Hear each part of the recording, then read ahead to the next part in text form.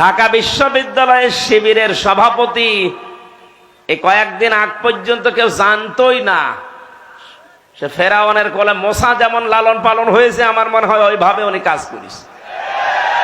তারে তো এদেশের প্রতিটি জনগণের অন্তত সংবর্ধনা দেওয়ার দরকার ছিল এই কৌশল অবলম্বন করার কারণে। আর না, অনেক মুনাফিক, অনেক জালেম এখন উল্টা পাল্টা ফতোয়া দিচ্ছে। কেন? এতদিন তার পরিচয় গোপন ছিল, এতদিন মাথায় তুলে নাচিয়েছেন, এখন পরিচয়টা দেওয়ার পরে আপনার কি সমস্যা? কি আমি চাই এদেশে ছাত্র দল যেমন প্রতিষ্ঠিত হোক, আমি চাই এদেশে চরমনার আন্দোলনের যারা ছাত্র আছে, ইসলামী শাসনতন্ত্র আন্দোলনের ছাত্র যারা, তারা প্রতিষ্ঠিত হোক। আমি ওইভাবে, আমার মন উদার, এজন্য চাই ইসলামী ছাত্র শিবির এদেশে ওইভাবে প্রতিষ্ঠিত হোক। আমার তো ছেলে নেই, আমার মেয়ে আছে। আমি চাই আমার মেয়েদেরকে মানুষের মতো মানুষ করার জন্য একটা সংগঠনের দেশে আমার মন মতো আছে, আমি ধাসে ধাসে পরীক্ষিত, সেটা ইসলামী ছাত্রী সংস্থা। আমি আপনাকে গ্যারান্টি দিচ্ছি, যদি শেষ বয়সে বৃদ্ধাশ্রমে যেতে না চান, যদি নিজের ছেলে নিজের মেয়েকে নেশাগ্রস্ত অবস্থায় দেখতে না চান, ইসলামী ছাত্রী সংস্থা, ইসলামী ছাত্র শিবিরে নির্দ্বিধায় দিয়ে দেন, আমি গ্যারান্টি দিচ্ছি এই দুইটা কাজ জীবনে পাবেন না। একমাত্র ছাত্র সংস্থা বাংলাদেশে একটাই, অন্যগুলো আছে ইসলামী যারা আছে, কিন্তু এটা আমি পরীক্ষিত, এদের ভেতরে কোনো নেশাখোর নেই। আপনি আল্লাহর ওলি দেখার জন্য সেই বরিশাল চলে যান, আল্লাহর ওলি দেখার জন্য চলে যাচ্ছেন সেই চট্টগ্রামে, সিলেটে। কিসের আল্লাহর ওলি?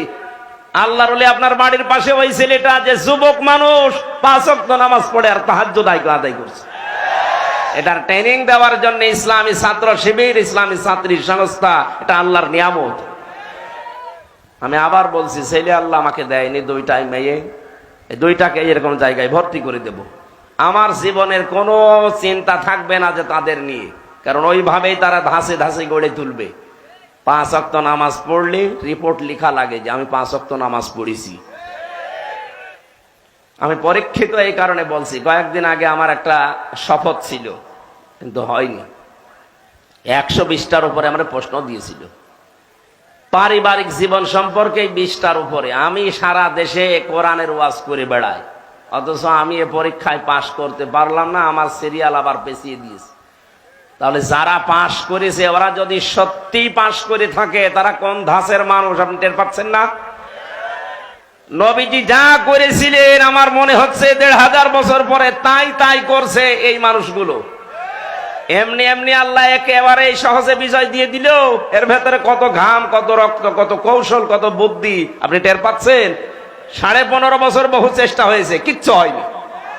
জালেম আরো তার বৃদ্ধি বাড়িয়েছে। কথা বলেন।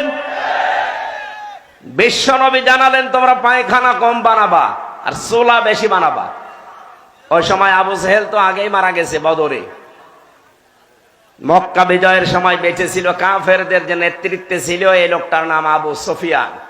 খুব কৌশল বস্তু। রাতের বেলা গোয়েন্দাদেরকে 4 জনকে পাঠিয়েছে, যা তো দেখ মোহাম্মদ এসেছে নাকি মক্কা বিজয় করার জন্য, লোকজন কেমন আছে এটা একটু দেখে আয়। ওরা রাতের বেলা একটু হাফসা হাফসা দেখে, পাহাড়ের পাদদেশ থেকে তাকিয়ে দেখছে মানুষ আর কয়জন তো জানে না, তাঁবুর ভেতরে শুধু চুলা গুনতেছে। রান্নাঘর 1, 2, 3, 4, মানে এক একজন মানুষ বানিয়েছে 8টা 10টা করে। 10,000 মানুষ যদি 5টা করেও বানায়, বলেন কত? এই 50,000 গদ্দে গদ্দে ওদের রাত হয়ে গেছে, রাত 12টা 1টা। একটা কাজ হলো, 5 চুলা যদি এত হয়তো মানুষ কত আছে ও গুনে শেষ করা যাবে না। চল নেতারে বলি। নেতারা এসে বলছে যে কি মানুষের পরিমাণ আমরা জানি না, তাঁবুর ভেতরে কত কি আছে, খালি চুলা গুনেছি। রান্নাঘর গণনা করতে করতে রাত প্রায় অর্ধেক হয়ে গেছে, আমরা চলে আসলাম। মানুষের হিসাব আমরা জানি না। ধমক দিয়ে বলছে, পাঠালাম তোদের মানুষ গণনা করতে, তোরা চুলা গুনলি, তোদের দিয়ে হবে না। আরো নতুন 4 জনকে ভোরবেলার দিকে পাঠিয়েছে, যা এবার দেখ। নবী যে জানিয়েছিলেন পায়খানা কম বানাবা, আর এ রাতে যেহেতু এ কাজে সবার যাওয়া লাগে, প্রাকৃতিক প্রয়োজন, এক একটা পায়খানার সামনে দাঁড়িয়ে আছে 200, 500, 700 করে। ওরা গণনা করছে লাইন, 4-5 লাইন গণনার পরে চিন্তা করছে এ তো কয়েক হাজার হয়ে গেল, আর তাঁবুর ভেতরে যে কত আছে ও আল্লাহ জানে, দরকার নেই। যে বলছে কত মানুষ আছে গণনা করতে পারেনি, কিন্তু পায়খানার সামনে যে লাইন, 4-5 লাইন গণার পরে আমাদের আর সহ্য হয়নি, চলে এসেছি। গণনা করতে পাঠালাম কি, আর তোরা গুনলি কি? তোদের দিয়ে হবে না, আমি নিজে একা যাবো। সকালবেলা গেছি, রোদ পড়ছে যখন, চিকচিক করে তরবারির উপরে 10,000 মানুষ দাঁড়িয়ে আছে সকালবেলা। হযরতে আব্বাস রাদিয়াল্লাহু তাআলা আনহু আসছিলেন এই দৃশ্য দেখার জন্য। পাহাড়ের পাদদেশে দাঁড়িয়ে আবু সুফিয়ান তাকিয়ে দৃশ্য দেখে হযরত আব্বাসকে দেখতে পেলেন। বললেন, আব্বাস, মনে হচ্ছে তোমার ভাইয়ের ছেলে ভাতিজা আজ বিশাল বাদশা হয়ে গেছে। তার মশান কি 10,000 তরবারি নিয়ে একা একা গিয়েছিল, অথচ আজকে এসেছে 10,000 মানুষ নিয়ে।